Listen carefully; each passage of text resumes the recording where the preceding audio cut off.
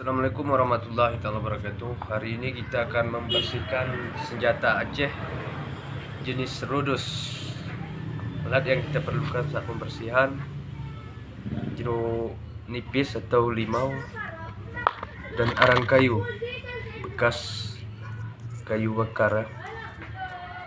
Ini yang kita butuhkan saat pembersihan.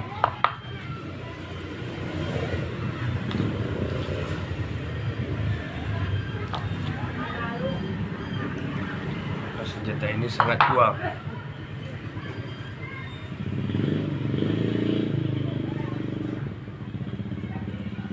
Baik, bismillahirrahmanirrahim.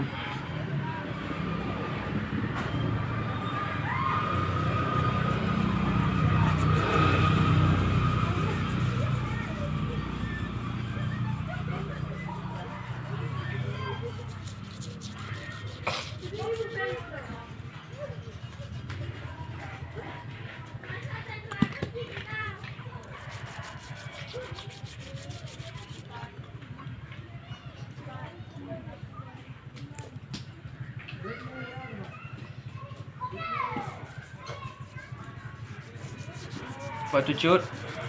Pas, Cut, tajam, Cut. Jangan dekat. Apa ni?